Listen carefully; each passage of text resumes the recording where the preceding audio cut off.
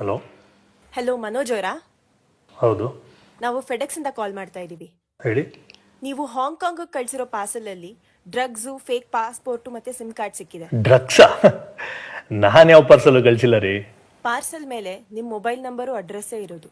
ರೀ, ಯಾರೋ ಕಳಿಸಿ ನನ್ನ ಹೆಸರು ಹಾಕಿದ್ರೆ ನಾನೇನ್ರಿ ಮಾಡೋಕ್ಕಾಗತ್ತೆ? ನೋಡಿ, ನಂಗೆ ಅದೆಲ್ಲ ಗೊತ್ತಿಲ್ಲ. ನಿಮ್ಮ ಕಾಲ್ನ CBI ಟ್ರಾನ್ಸ್ಫರ್ ಮಾಡ್ತಾ ಇದೀವಿ. ದಯವಿಟ್ಟು ಹೋಲ್ಡ್ ಮಾಡಿ. CBI? Hello hello. ಯಾರಪ್ಪ, ಮನೋಜ? ಹೌದು. CBI ಇಂದ ಮಾತಾಡ್ತಾ ಇದ್ದೀನಿ. ನಿಮ್ಮ ಹೆಸರಲ್ಲಿ ಹೈಕೋರ್ಟ್ ಅರೆಸ್ಟ್ ವಾರೆಂಟ್ ಇದೆ. ಅರೆಸ್ಟ್ ವಾರೆಂಟಾ? ನಿಮ್ಮ ಆಧಾರ್ ನಂಬರ್ ಹೇಳಿ. 5583-684 ಸರ್. PAN number? ಸರ್ ಅದು 0325 ಸರ್. ನೀವು ಕೆಲಸ ಮಾಡೋ ಕಂಪ್ನಿ ನೋಡಿ. ನೀವು ಹೇಳಿ ಡೀಟೇಲ್ಸ್ ಎಲ್ಲ ಮ್ಯಾಚ್ ಆಗ್ತಾ ಇದೆ. ನೀವು ಈಗಲೇ ಹೊರಟು ಅಂಧೇರಿ ವೆಸ್ಟ್ ಪೊಲೀಸ್ ಸ್ಟೇಷನ್ಗೆ ಬನ್ನಿ. ಸರ್, ನಾನಿರೋದು ಬ್ಯಾಂಗ್ಳೂರಲ್ಲಿ ಸರ್. ಅರ್ಜೆಂಟಾಗಿ ಬಾಂಬೆಗೆ ಬಾ ಅಂದ್ರೆ ಹೇಗೆ ಬರೋಕ್ಕಾಗತ್ತೆ ಸರ್? ಸರಿ, ನಾವು ನಿಮ್ಮನ್ನ ಡಿಜಿಟಲ್ ಅರೆಸ್ಟ್ ಮಾಡ್ತಾ ಇದ್ದೀವಿ. ಡಿಜಿಟಲ್ ಅರೆಸ್ಟಾ? ಸರ್, ನಿಮಗೆ ಅರೆಸ್ಟ್ ವಾರೆಂಟ್ ಕಳಿಸಿದ್ದೀನಿ. ನೀವು ಮನೆ ಬಿಟ್ಟೆಲ್ಲೂ ಹೋಗೋ ಹಾಗಿಲ್ಲ, ಯಾರ ಹತ್ರನೂ ಮಾತಾಡೋ ಹಾಗಿಲ್ಲ. ಈ ವಿಷಯನ ಯಾರಿಗೂ ಶೇರ್ ಮಾಡಬೇಡಿ. ಹಾಗೇನಾದ್ರು ಮಾಡಿದ್ರೆ 5 ವರ್ಷ ಜೈಲು ಮತ್ತೆ 10 ಲಕ್ಷ ದಂಡ ಕಟ್ಟಬೇಕಾಗತ್ತೆ. ಮತ್ತೆ ನಿಮ್ಮ ಅಕೌಂಟ್ ಡೀಟೇಲ್ಸ್ನ ನಮಗೆ ಇಮಿಡಿಯೇಟ್ ಆಗಿ ಕಳಿಸಿ. ಇನ್ನು 1 ಗಂಟೆಯಲ್ಲಿ DCP ಅವರು ನಿಮ್ಮ ಹತ್ರ ಮಾತಾಡ್ತಾರೆ. ಸ್ಕೈಪ್ನ ಇನ್ಸ್ಟಾಲ್ ಮಾಡಿಕೊಂಡು ರೆಡಿ ಇರಿ. Okay sir.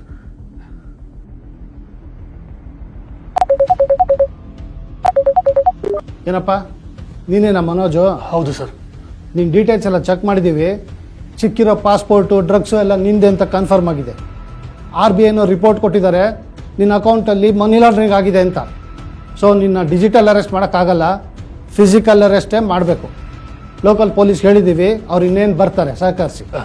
ಸರ್ ಪ್ಲೀಸ್, ಪೊಲೀಸ್ನವ್ರನ್ನೆಲ್ಲ ಮನೆ ಹತ್ರ ಕಳಿಸ್ಬೇಡಿ ಸರ್. ಮರ್ಯಾದೆ ಪ್ರಶ್ನೆ. ಪ್ಲೀಸ್ ಹೆಲ್ಪ್ ಮಾಡಿ ಸರ್. ಅದೆಲ್ಲ ಆಗಲ್ಲಯ್ಯ, ನಮ್ಮ ಕೆಲಸ ನಮಗೆ ಮಾಡಕ್ಕೆ ಬಿಡು. Sir please help sir. ಆಯ್ತಯ್ಯ, ನೀ ಹೊರಗಡೆ ಎಲ್ಲೂ ಹೋಗೋ ಹಾಗಿಲ್ಲ. ಮನೆಯಲ್ಲಿ ಒಬ್ಬನೇ ಒಂದು ರೂಮಲ್ಲಿರೋ. ಯಾವ ಕಾಲು ತಗೋಬೇಡ, ಸ್ಕೈಪು ಆಫ್ ಮಾಡಬೇಡ. ನಾವು ನಿಮ್ಮನ್ನು ಅಬ್ಸರ್ವ್ ಮಾಡ್ತಾ ಇರ್ತೀವಿ. Is it clear? Okay sir.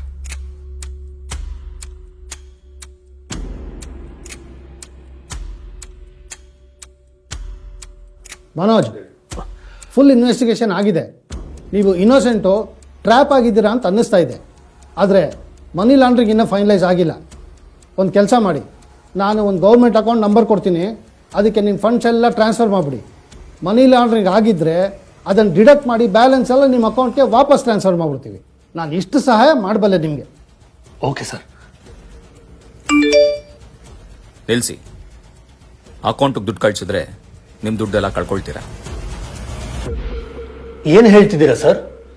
ನಮಸ್ಕಾರ, ನಾನು ದಯಾನಂದ್, ನಮ್ಮ ಬೆಂಗಳೂರಿನ ನಿಮ್ಮ ಪೊಲೀಸ್ ಕಮಿಷನರ್.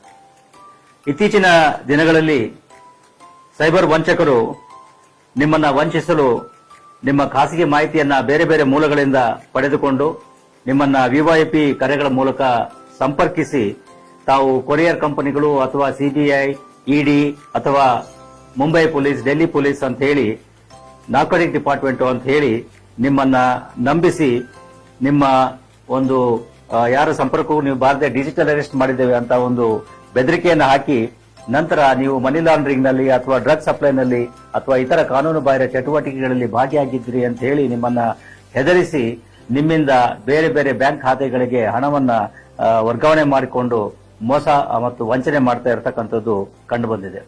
ಆದ್ರೆ ಇದರಲ್ಲಿ ಗಮನಿಸಬೇಕಾಗಿರ್ತಕ್ಕಂಥದ್ದು, ಯಾವುದೇ ತನಿಖಾ ಸಂಸ್ಥೆಗಳಾಗ್ಲಿ, ಅದು CBI ಇರ್ಬೋದು, ED ಇರ್ಬೋದು, ಅಥವಾ ಯಾವುದೇ ರಾಜ್ಯ ಪೊಲೀಸ್ ಇರ್ಬೋದು, ಮುಂಬೈ ಪೊಲೀಸ್ ಅಥವಾ ಡೆಲ್ಲಿ ಪೊಲೀಸ್ ಅಥವಾ ಬೆಂಗಳೂರು ಪೊಲೀಸ್, ಯಾರು ಕೂಡ ಈ ರೀತಿ ಡಿಜಿಟಲ್ ಅರೆಸ್ಟ್ ಮಾಡಲಿಕ್ಕೆ ನಮ್ಮ ಕಾನೂನಿನಲ್ಲಿ ಅವಕಾಶ ಇಲ್ಲ ಮತ್ತು ಮಾಡೋದು ಇಲ್ಲ. ಇದೊಂದು ಸಂಪೂರ್ಣ ಸುಳ್ಳು ಮಾಹಿತಿಯಾಗಿರ್ತದೆ ಮತ್ತು ಇದನ್ನ ಕೇವಲ ನಿಮ್ಮನ್ನ ಹೆದರಿಸಿ ನಿಮ್ಮಿಂದ ಹಣವನ್ನ ಕಿತ್ತುಕೊಳ್ಳಲಿಕ್ಕೆ ಈ ರೀತಿ ಸೈಬರ್ ವಂಚಕರು ಮಾಡತಕ್ಕಂತಹ ಒಂದು ವಂಚನೆಯ ವಿಧ ಆಗಿರುತ್ತದೆ.